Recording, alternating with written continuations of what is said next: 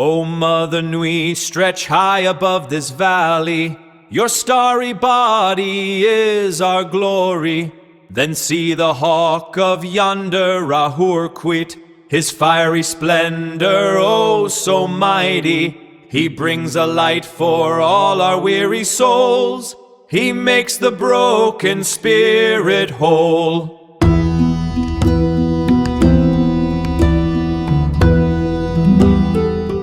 So, usually when people think about astrology, they picture, a crystal ball. Right, yeah. Like fortune telling. Exactly. You read your horoscope to find out if you're going to get a promotion or maybe meet a tall, dark stranger.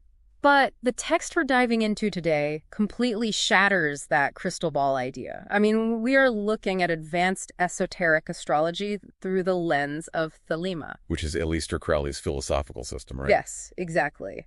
And in this view, your birth chart isn't predicting your future at all. It's actually this highly precise diagnostic blueprint for figuring out what occultists call your true will, which is basically your soul's ultimate purpose. Yeah, that's the core mission of today's deep dive. We're going to break down this fascinating esoteric text for you. We're looking at the math behind cosmic energy, these crazy astrological bottlenecks, and a ritual that literally vibrates different religions together to help you decode that purpose. Right. So to read that blueprint, we first have to understand what is actually powering it. The text refers to something called the 93 current. Okay, the 93 current. Break that down for us. Well, in Greek, the mathematical value for the word thelema, which means will, is 93. And the value for agape, meaning selfless love, is also 93. Oh, wow. So they share the same numerical value. Exactly. So this 93 current is essentially the omnipresent cosmic energy of our era. It's the raw fuel. I like to imagine it like a massive universal electricity grid.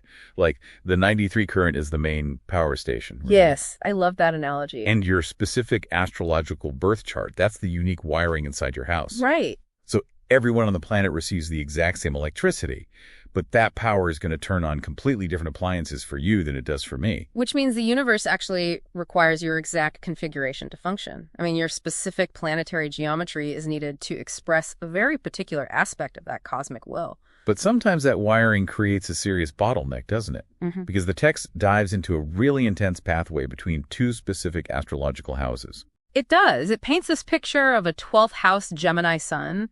It describes it as a hidden star of spiritual intellect that's just, isolated in a cosmic void. Right, floating out there in space. Yeah. But then it contrasts that with the 8th house, which is this visceral abyss of trauma, vulnerability, and just human messiness. Honestly, if I'm the mystic in this scenario, why wouldn't I just stay safely floating in the 12th house void? Well, you'd want to, sure. The 12th house represents the ethereal, the subconscious. It feels safe. Yeah, dragging my hidden star into the abyss of the 8th house sounds like a terrible idea. Because the 8th house demands absolute psychological presence. It forces you to confront things you can't control. But staying in that void leads to what psychology calls spiritual bypassing. Where you're just using spirituality to escape reality. Exactly. So forcing that energy into the 8th house acts as a narrow gate. You have to crucify the ego. Crucify the ego. That sounds intense. It is. It means you have to strip away your illusions and confront raw humanity before you can actually actualize your true will in the real world. Okay, but a birth chart is permanent. If my chart inherently traps me in a challenging configuration like that, how do I actually force that energy through the narrow gate without, losing my mind? That's where the practical application comes in. The text details a specific physical practice based on Kabbalah. Which is a system of Jewish mysticism, right? Yes. It's called the middle pillar ritual. Practitioners use physical sound vibrations in their body to actively channel that trapped cosmic energy and safely ground it. But the text describes them vibrating these totally opposing religious traditions together. Like at the crown of the head, they vibrate the name of the Thelemic divine spark, Hadit. Right. But they do it alongside Ehe Asher Ehe, which is the I am that God spoke to Moses. And it goes further than that. Down at the heart center, they merge Heru Raha, the Thelemic solar deity, with the Sufi Islamic chant Yahoo. Wow. Yeah, and the concept of the Christ within all together. I mean, I'm struggling to see how mashing up Moses' Sufi chanting and Aleister Crowley doesn't just create a contradictory theological mess in your head. It might seem contradictory until you look at the core premise of what Crowley called the Eon of Horus. Okay, so a new era, basically. Right. In this framework, humanity has entered a new era of spiritual evolution. And this new aeon doesn't destroy older religions, it actually fulfills them. Oh, I see. So by physically vibrating Moses's I am simultaneously with the Thelemic spark. The practitioner isn't just mixing ideas. They're physically experiencing the fact that the exact same divine source code has existed across all these different eras. They're using the physical resonance in their body to recognize that continuity. Precisely. They're using sound to bridge theological gaps. It proves that the divine spark inside the human body is universal, and that allows them to safely process that heavy eighth house trauma. So what does this actually mean for you, the listener, right now?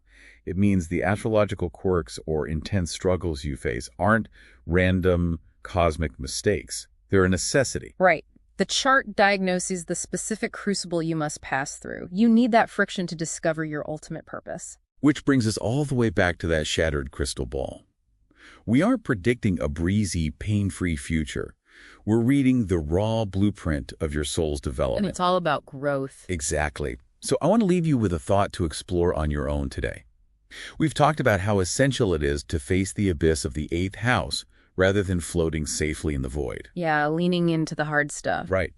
But in an era where modern self-care culture often tells us to just avoid toxic situations, cut out anything difficult, and protect our peace at all costs. Is it going too far? That's the question. Is our culture's obsession with comfort actively preventing us from finding our true will?